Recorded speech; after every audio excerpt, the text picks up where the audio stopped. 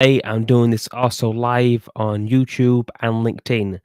At the end of today's podcast, I will be giving a description of who I am and what the podcast is about. But today's podcast is going to be on pitching. The part at the end is just purely for the people on LinkedIn because, again, I'm trying to branch out to other platforms as well.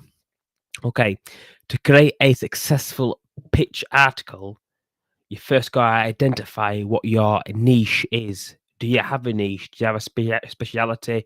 Do you have something that you're knowledgeable on? It didn't have to be anything particularly technical, like, say, if you like cricket, if you like dance, if you're a new mother, because there's money to be made in becoming a mummy blogger. Um, a mummy blogger is somebody who, well, it's new mothers, they've got children, and they basically write about their experience in motherhood.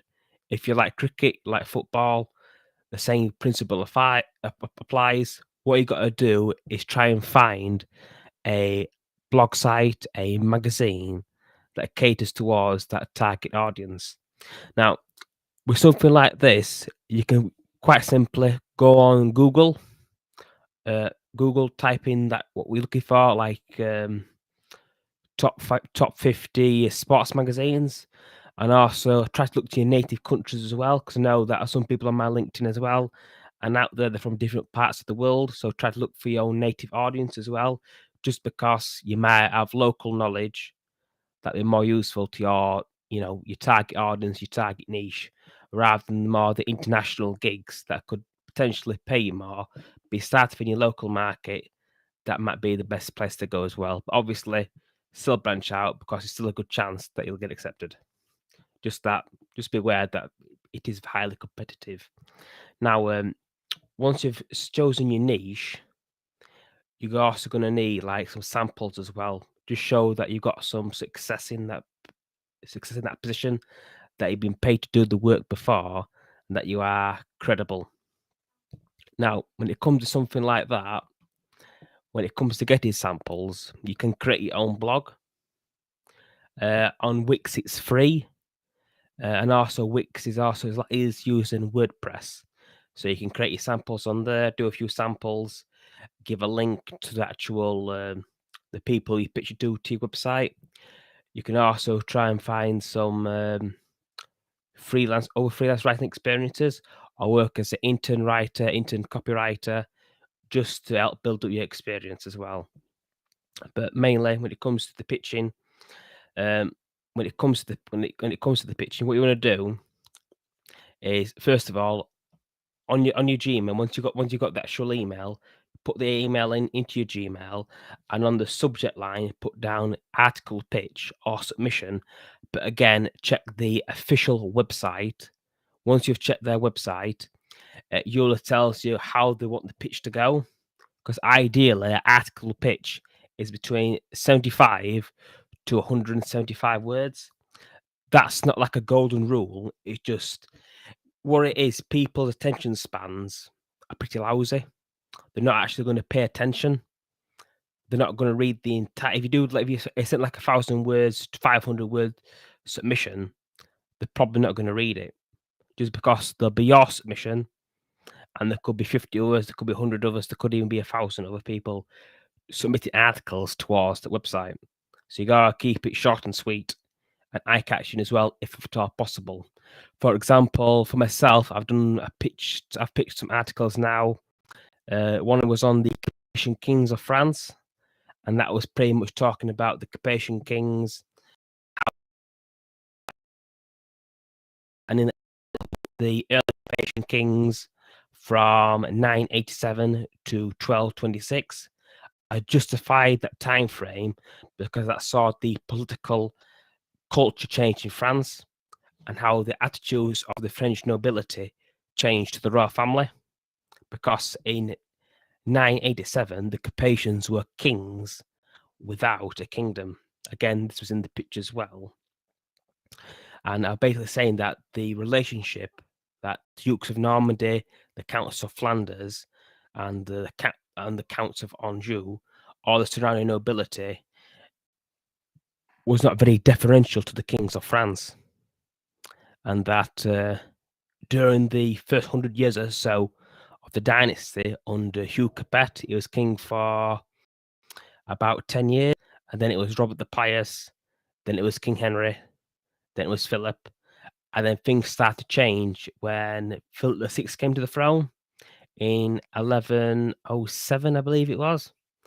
And during that time period, the dynasty, they managed to hang on and build legitimacy due to their legacy. And it was that legacy that enabled Louis VI, Louis VII, Philip Augustus, and Louis the Lion to actually go from being a very weak dynasty, only really controlling lands around Anjou and surrounded by the counts of Champagne and Valois and the Dukes of Normandy to the south, these powerful lords, they went from being in a weak position to ruling most of the old Plantagenet Empire. That was the Normandy, that was Anjou, all added to the actual crown lands, and made the kings of France from being one of the weakest lords in France in terms of territory to being the strongest. Now, in that kind of article pitch, I had to keep it. I really had to condense the information down because even though that I'm saying it, because also keep in mind, depending on your target niche, you're hopefully speaking to a knowledgeable audience. Because if I just said that then, like to a layman person who has very little knowledge, they might not be able to understand it just because there's a lot of information in there and it's a lot to unpack. Same with another article pitch I did on geopolitics on the American world order before 1945 and after 1945. And basically, the article pitch idea was that I would basically break down the pitch. Well, I break down the article should they accept it, which would be what was before 1945 and after 1945. So that's really what we do. If you've got an idea, depending on your detail, you want to keep it brief, sweet, and hopefully the actual editor who's actually doing the work knows what you're talking about as well, because obviously the detail will actually go into the article, because you're not there to send off an article just purely a pitch. Now, another way to improve your chances when it comes to pitching is try to contact a editor or someone who's written for them in the past and try to use them to gain contact with the editors or just drop their name.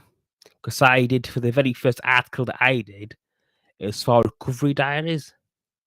And with them, that was the first piece of work I did independent, not going through an agency, not working with somebody else like an employment, but purely doing it purely myself, not going through any other sort of platforms like Upwork. Now, for that, obviously, beforehand, I got positioned from the person who gave me the information to actually drop their name down, which I did. And when I did that, I did like a brief pitch, which I mentioned beforehand, between 75 and 175 words, and I got the article written within less than a week. Well, in a day really, and they got back to me straight away, and I got the job like that.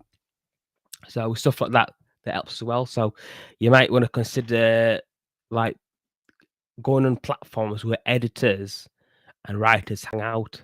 So that could be Facebook, though Facebook, I would say from my experience, is not given the same respect as Twitter. Because again, Facebook it's more of a social networking site. I mean, like Twitter, but it's mostly seen for like ordinary people. But Facebook is a massive platform compared to Twitter.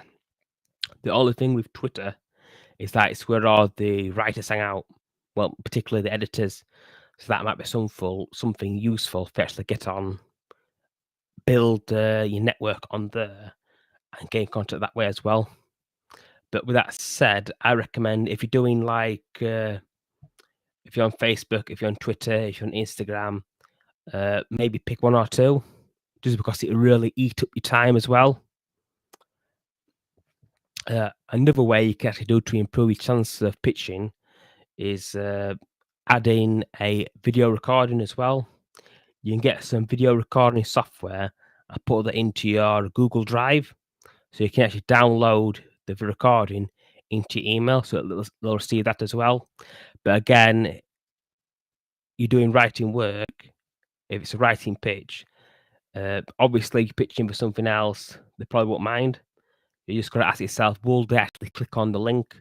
Because I myself, I'm wary of going into PDFs or clicking on certain links, just because if you download somebody's link, that could potentially be full of viruses. So you don't want that kind of software getting into your computer as well. That's why I'm always a bit slightly apprehensive of opening PDFs. It's just something that you should be aware of as well. So again, if you're doing a pitch by video, try to keep it at 5 minutes. That might be too long as well, but just because people will be busy, the editors will be busy, they might not watch the entire thing. Because there's a reason why that TikTok is so successful. TikTok, I think the video is about 5 seconds long, I believe it is. Not even 5 minutes, because people these days, just because we get bombarded with Facebook messages, emails, billboards, advertisements every single day, we sort of like zoom out this information, we just ignore it. Or we try to skip to the information that we need, just because our time is constantly being bombarded with information. We've learned to be more sophisticated about the way that we actually get information, and also the way that we interpret it as well. So we're not going to spend 5 minutes reading an article, we're just going to scan it. The same applies to videos as well. We're not going to actually watch the full 5 minutes videos.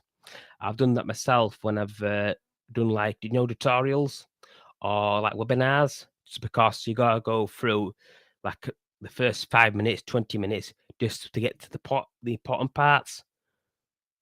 The same rules applies as well. You got to ask yourself, if you're not going to watch a 5-minute YouTube video or a 5-minute webinar or a 10-minute or an hour's webinar or an hour's recording, if you're not going to sit there and watch it, chances are the editorial team or whoever is actually looking at the work are not going to do the same thing. It's just something to be aware of when you're pitching. Now, again, another way to improve your chances is build up your LinkedIn profile. Think your LinkedIn is sort of like your online CV. It shows all your career success. It shows articles you've written. It shows you've been active with the community as well. Again, this is your opportunity to show off what you've done. To help bulk up your LinkedIn profile and your CV, you can do volunteer work, but that volunteer work is best if it's involved in your niche. Or you can also do your own site. You can create your own blog. You can add that to your LinkedIn experience, because it's your work experience as well. So you can add that to your profile. But again, when it comes to pitching, and also it comes to your employment as well, if you say you've done 3 months as a mental health copywriter or writer, that's 3 months. You've done 6 months as a marketing aide doing marketing copywriting, and then you've done another 9 months somewhere else doing like volunteer work. That's 9 months of experience. But the way that the employer will see that is as 3 months for each, because the 3 different jobs, that means you've done 3 different tasks in their eyes. That could vary from place to place. It just depends what experience they value. Just because, for myself, I've worked as a writer, I've worked as an SEO writer and content writer, and it just depends what does the agency want, or what does the people you're pitching to want. If it's just like one-off articles, it's because as writers, the way to get better at writing is to keep on writing, and also to gain more experience as well. For example, I've written like 5 articles recently all about living in Manchester, and that was like local nightlife, restaurants to go to, entertainment, and also the local area as well, like places for young professionals to live as well. What made the article successful was because I've spent about 8 months going in and out of Manchester. So I've got like a little bit of experience of the city, not enough to actually go to the 250 nightclubs that are there, but if you got that experience to go along with the writing, because it's like living experience. Like, say, if you want to write about Japan, best if you lived in Japan for a couple of months, just because it adds something to the writing. Like, say, if you're going to write about, for example, at Victoria Station, uh, when I got off there, I met the woman that I was dating, kind of thing, and they had like a nice little brownie store or a nice hot chocolate place where you get to go there and have a nice drink. So that experience, the experience that getting off the train, going around the city, experiencing the city, going to different restaurants, experiencing the nightlife, that adds to the writing. So that's something that's something that adds to it. But if you're working in like a content mill, they're not looking for experience in the writing, not looking for the emotion of the writing. They just want the content written, because I have seen work from other colleagues as well. This is not a dig for themselves, just if they're watching this. It's not a dig at them, but I asked them when they did a piece of writing, because they asked me to look at it, and I said to them, "This writing don't make any sense, because it's about UX design." But I said, "This is talking about UX design, but there's nothing in there about UX design thinking what it actually is, because it was a blog article about understanding UX design." And in case you don't know what UX design is all about designing better websites and better products by understanding the user experience, basically how you interact with the product. Um,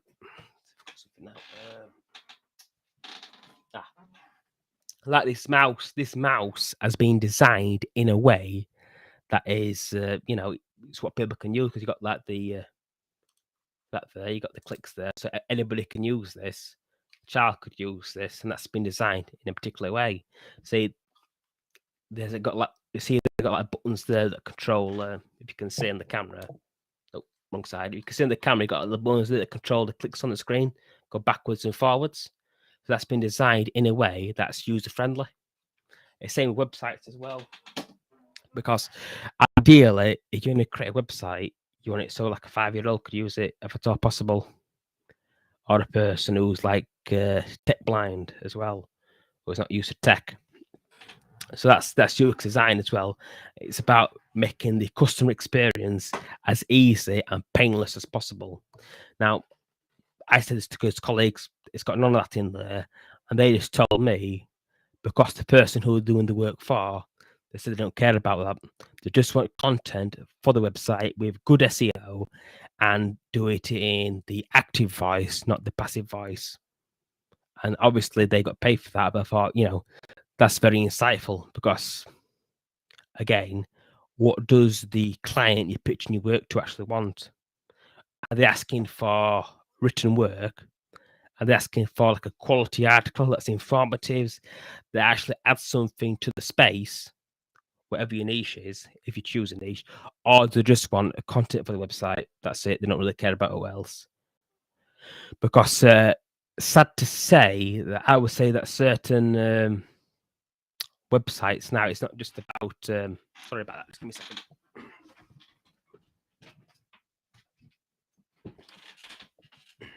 My apologies about that. That I would say journalism in certain respects, and also like with certain websites as well, that's going away. It's not about writing quality. I don't mean this. I don't mean that in the sense in the academic sense, or I mean in the sense that you're there to actually add value. You're probably there to put content on the site. Because I myself, I did a piece recently about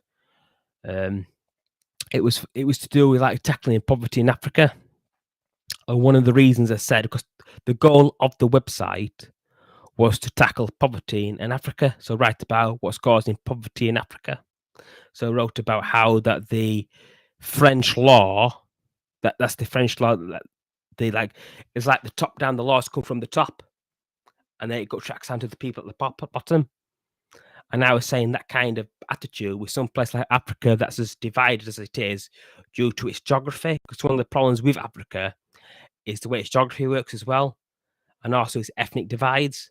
So laws need to be made by the people, for the people, not from the government down. And the solution to this was English common law, because English common law evolved in a way, I think it's from the Anglo-Saxon traditions before the Norman conquest in 1066. So it was this English common law that meant that laws were created from the bottom up, because you sell like the jury of your peers, so you get judged from people at your own local level. And that over time it built up into each new case actually developed English law organically. Because it was built, it's called common law because it's from the bottom up, not from the top down. Like French law, not to say there's anything wrong with the French law, well, there is, but it just that for Africa, I put forward the argument for that particular piece was that the way to solve Africa's problems is to change the actual the legal system from the top down to bottom up. And I just got told for that piece that obviously that this is not what they want. It's not what we're looking for, and it's not something that's really going to work for our brand, which is fair enough. So I say, when it comes to your pitching as well, or when you work in different places, try to understand the culture. And another thing I say, never complain about the company that you work at. That's something I've never done, and it's something I also never do pretty much afterwards as well. I might talk like different cultures, but I won't mention their name just because you never know who's going to have to work with them again in the future. And I never really, never complain about anybody I've worked with. That's what I would say the safest thing to do, just because I think it's professional and it's not worth slandering anybody as well, even if you're in the right. But I think that's the best way to do it as well. But yeah, but as I said, culture is going to be a very big thing. It's going to be very important because when I first entered this sort of space, the writing space, and the workforce in general, I found out that at certain places you're not there to do a good job. You're there to do a job, kind of thing. You're not there to work efficiently, because I've worked at places where if I started at like 10 o'clock, I've had a place where we start at 10 a.m. I'd be finished around about 2 p.m., 3 p.m., and then I would have to hang around the office until about 5:30 p.m. or later, just because it's what you're required to do, because you're not there to actually work as efficiently as you can and get the job done. You're there to actually work through the hours, because human beings, we work better at shorter periods of work, like 6 hours, not doing the full 8 or 9. Like, you can get a lot done within like 4 to 5 hours, which has been my experience. So if I work like top efficiently, I'm sure if you time yourselves well, you might find a similar thing. You can usually get all your work done within 4 to 6 hours. But usually, because they pay extra time, you could be there for like 10 hours, 8 hours, 9 hours. And in my experience, I would have sat there just sitting at my desk. And sitting at my desk and listening to like, what did I listen to? I listened to the Joe Rogan Experience and audiobooks as well. Because it said to me, you've done your work, but you just got to sit there. So I just said, I just let me put like audiobooks, listen to them till we could leave. But that's just something that you might want to be aware of as well. That culture does play a big part in things. Oh yeah, got a bit sidetracked there. Now, when it comes to your pictures, another thing I recommend is getting your hands on the Writer's Digest, Writer's Market, and Artist Market. They give you a list of places you can pitch to. Sometimes they have phone numbers, and they usually have email address or postal address, because some places you still got to write in. But usually these days, companies tend to be a bit more modern, a bit more efficient, so you can usually send off email. Says you have to pay money to actually get your pitch sent there by the post. So I really strongly recommend getting yourself the Writers Market 2022. It probably 2023 now, because this year's nearly over. But in them, it tells you how to write a pitch.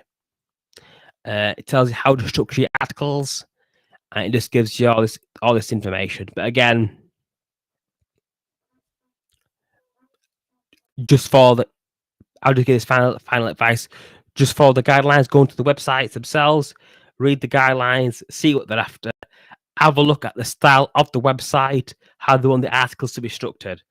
Because from my experience, they haven't been asked to do any. I haven't done any of my articles in the APA referencing style or Harvard referencing style. It's just purely been doing the classical 250 to 500 words introduction, and then in your body you're talking about between, like, I'd say about 3 or 4 like main articles, well, main paragraphs, between 350 words to 450 words, and then a conclusion at the end. Obviously, some places they might want you to be a bit more sassy with your language and just try to, like, change how you actually, you know, write. So I just said, go on the websites, read the blogs, read the magazines. Once you understand what kind of tone they want you to write in, just try to copy that kind of style, just so it fits with their website as well. And again, keep your pitch at 75 to 175 words. And I'm trying to think now. I think that covers that. I think I've covered everything today. So, for everybody listening to this, either on Spotify or YouTube, next part I'm just going to be reintroducing myself, what I do, who I am, just because this is going live on LinkedIn for the first time, and I just want people being missing out. Okay. For everybody on LinkedIn, my name's Jonathan Riley. I'm a blogger and podcaster. I'm also a freelance writer. I also often do, like, other kinds of work as well. You can actually, like, if you go on my LinkedIn account, you can actually see what I've done, what I ain't doing. So I often either do freelance work or I do contract work that could last anything between 3 months to 12 months to 2 years, to a few years. It just varies. Just the way it works.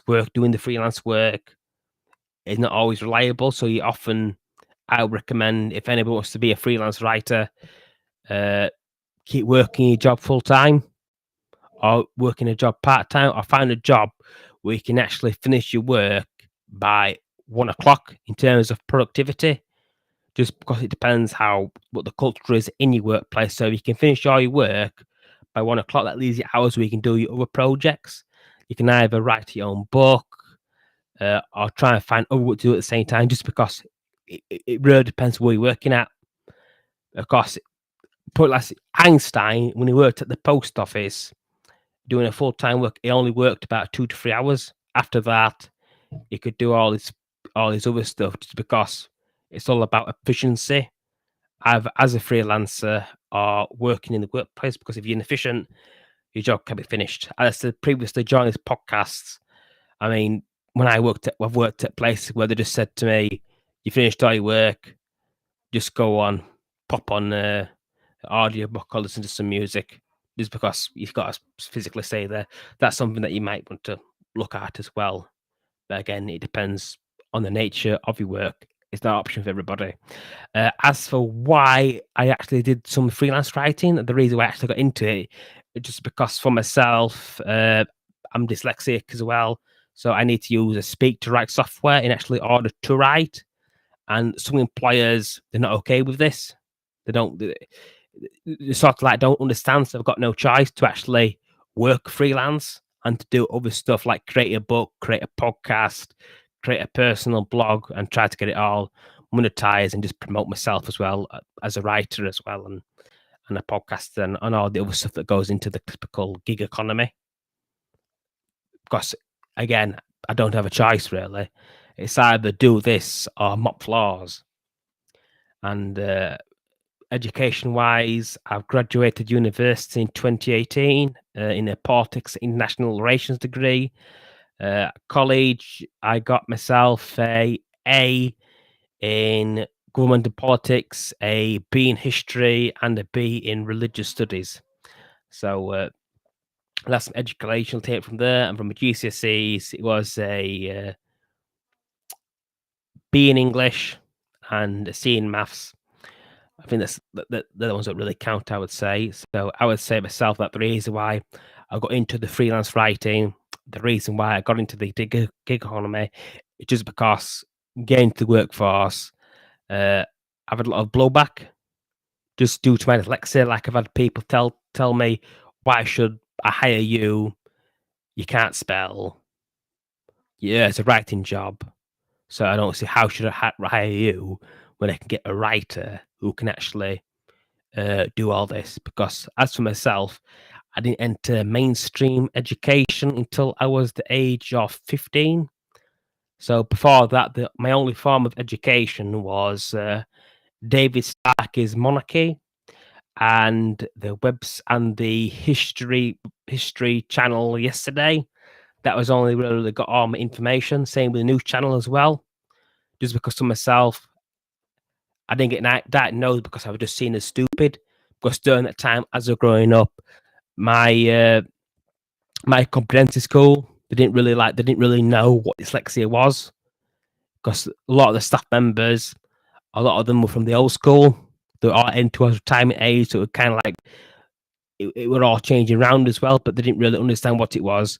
To them, it was just stupid. And when I got to like 14, 15, it said to me, they should have diagnosed you when you were about 7, 8 years old. If they would have got the diagnosis, they would have either put steps in place to actually help you out. They just said to me, because I was a working class child, I'm from a low income family. If my parents were middle class, high middle class, upper class, they said they would have been more. They would have kicked up a fuss. They would have done more. And because you're at that level, they said they weren't really worth, getting in contact with me and just sort of understand it. Just said just because at my social economic level, it wasn't seen as like a big deal. I also think partly it's due to like a different mindset as well, because working class people, they're not going to challenge authority compared to middle class people, just because to do with the culture. Because if you're middle class, because I remember from being at school, if a child's parent was middle class, they would challenge the teacher. They want to know why the child ain't doing good with the grades. Why can't they read or write? Why can't they do this? My parents didn't do anything like that. It was very submissive towards authority. And that's a very part of the class culture in the United Kingdom that played a part as well. And also that my own parents as well. My own parents can't read and write as well. My mother and my father, and also with families as well in the United Kingdom and the West. So I have family, but I'm I'm I'm, I'm not going details because it's LinkedIn, and I'm trying to keep it professional as well. I'm just trying to explain everything because the family as well, they're not sort of connected anymore. So they're all like living in the local area, but they all like live their own lives. So I didn't get any help that way with reading or writing. So again, didn't get any education until 15 years old. From the I managed to get my GCSEs being like a B star student, same with like college and university as well. So I did relative like I was above average, but that could be also partly due to the nature of the education system as well. You're not there to learn when it comes to them. You're not there to learn. You are there to learn to be an employee because the education system from the West and what's also spread to the rest of the world as well, it comes from the 19th century, particularly Germany, because in the year 1800, only 20% of people lived in the cities. That changed with more urbanization and factory work. That means they needed people that used to work independently, used to work to actually, feed themselves.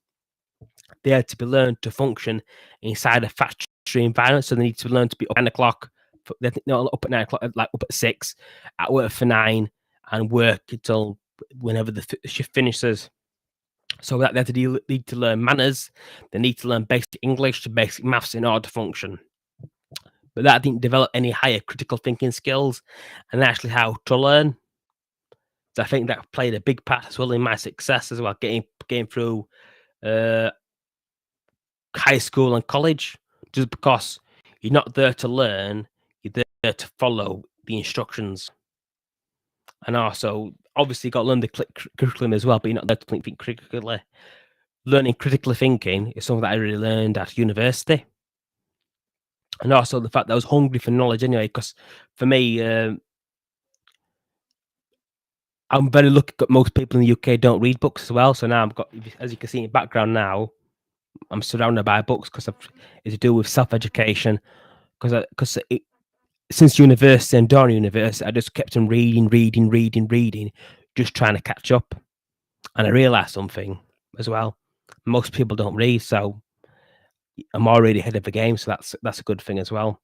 So that's why I had to, go into the freelance and the gig economy, just because, as I said previously, I've had them saying, so you're a writer, but you can't spell, and if you can't spell, why should we hire? Kind of thing. I've had that kind of reaction, or kind of reaction saying like, like, in order to do my work, I need to work by remote because, for example, see this mic here. I use a speak to write software called Dragon Software, and for that software, what I do, I like speaking to a microphone like this, and the words go on the page. So when the words go on the page, I reread the words. I use Grammarly. I read it back to myself, see if it makes sense, or I can ask it to read back to me as well. Just how the software works. And in an office environment, I'm here. I've got the microphone there. I'm speaking. It picks up all the surrounding sounds, so that way the technology doesn't work. And the only way for me to actually function that environment is either I get my own office away from everybody, which ain't going to happen if you're at a junior level. And a lot, some organised site for remote working. So look, if I'm looking in somewhere because I work doing writing, so that's something you gotta do by yourself anyway. But on the other hand, companies they want the people back into the offices. Realize that some people either prefer working in the office, or it can be a case of like, for example, I'm living in a terrace house. It's only got 2 bedrooms. So if I had like family children, I probably won't be able to work in this environment because I'm in a room now that also doubles as my office and my own personal library. Something like that ain't going to be an option for everybody. And that's one reason. And the other reason is that some people don't work when they work from home. They just don't do it. Because I had a colleague when I was at Concentrics, and they, rather than good at work, they went around town, so they didn't actually do any work. And others, where they can, like, they're at home, they don't work as efficiently, or do very little. Or I know some people where, like, if they didn't want to, like some managers and some like other colleagues, right? They did very little work, so they had one person working remote. And of course, nobody was there, right? They don't know anybody else, so they ended up doing most of the team's work. So that's one reason as well. But again, in my experience, it was very much not being able to make accommodations for me, but not because of asking for special treatment, just because I need to work by myself in order to actually work. Because again, the software doesn't work with everybody else. Now, what else about myself? Oh yeah, I've written one book. The one is on why great powers lose small wars. That can be found in my LinkedIn profile and in the description below. And that has a link to my book that I've written. It was a small book of 52 pages, just detailing on wars from 1837, the first Afghan war, all the way up until 2018, which covered like the all 4 Afghanistan wars, the war in Vietnam, the Soviet invasion of Afghanistan, and basically why these great powers with their military machines lost.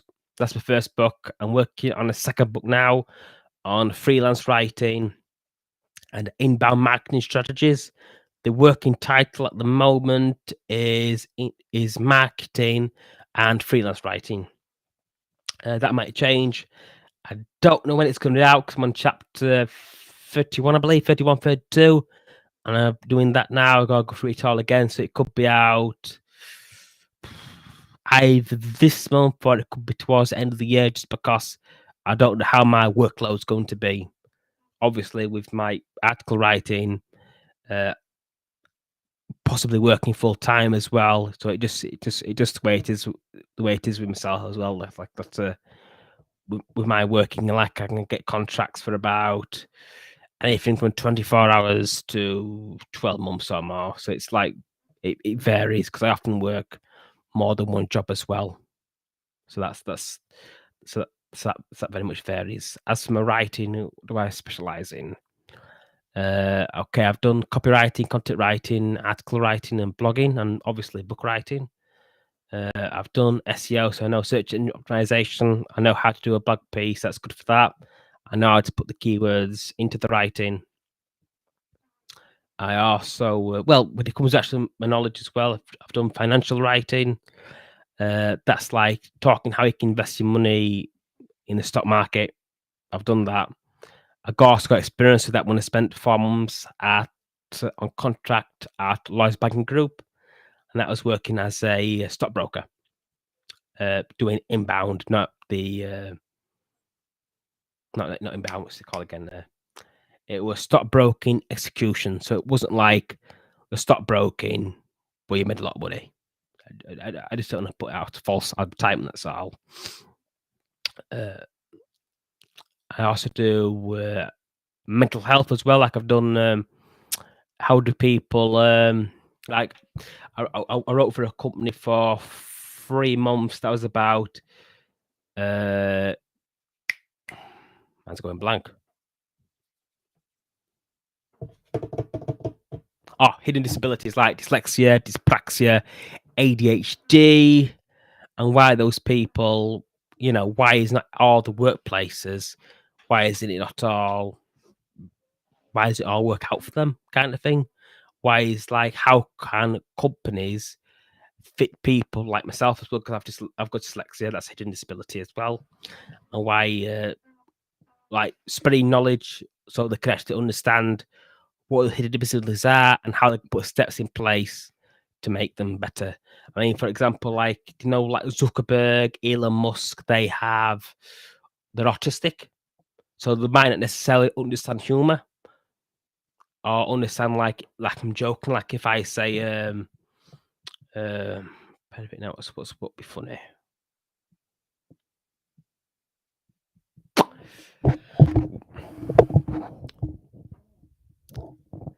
Like if I said, I must be a weirdo kind of thing, or something sarcastic, I would say. I suppose sarcasm would be one like,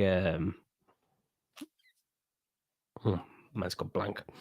But just to understand like that kind of things, or understand actually how to actually interact with other people, kind of thing, because communication is a two-way street. I speak to you, I tell you something about myself, you tell me something about yourself, and we just batter the conversation from each other. It just like flows more naturally. It's stuff like that as well. ADHD, again, that's more like being obsessive with well behavior.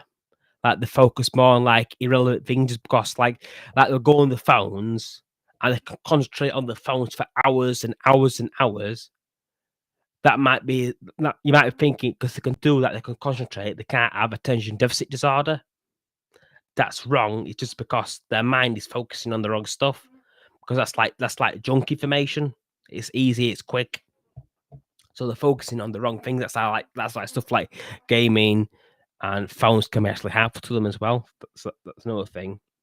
And also people, again, who are autistic, the traditional interview might not actually work out for them just because they might not have the communication skills to actually show people their skills. They have to actually do the work just because they can't actually, they might come across as dead in the interview because I myself, I know we've all probably been there. You've had the interview where the interviewer says, what does that have to do with fun? And if you turn around and say, I like to work, or I'm a very serious person, they're probably going to think you're boring as chuff. And why would I want to work with someone who was that dull, kind of thing.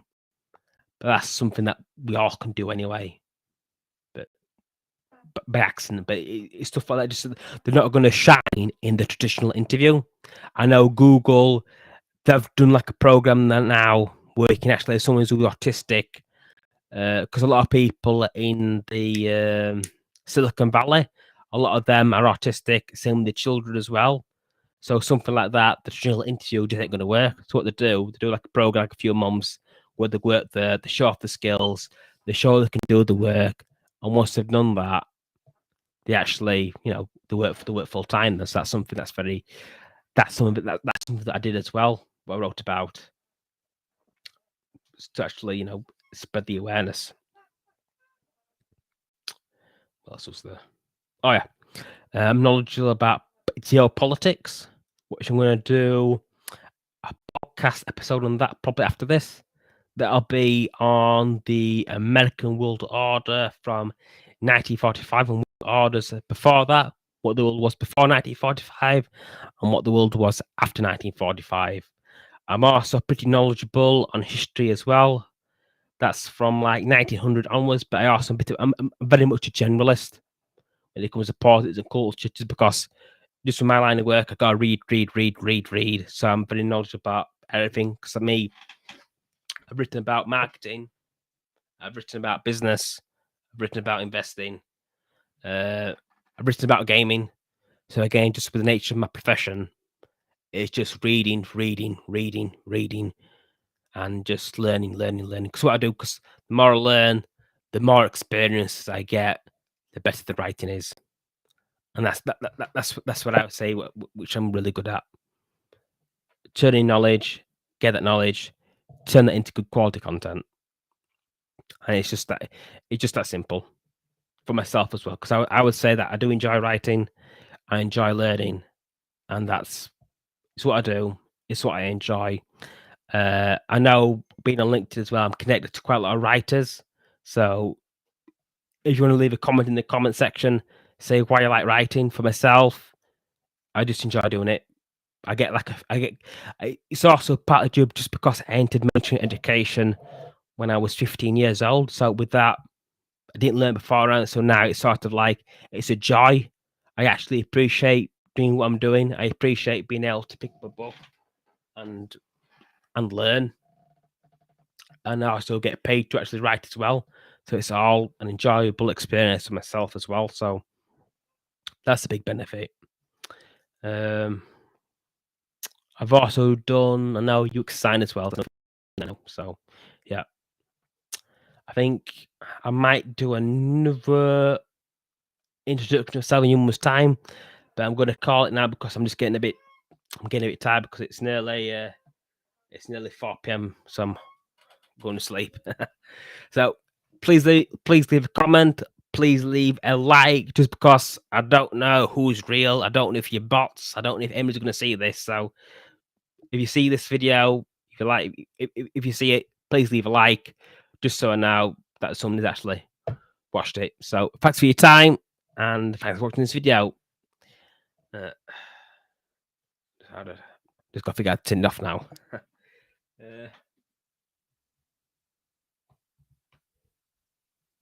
Turn this off. Oh, sorry about that. Just hitting the C button.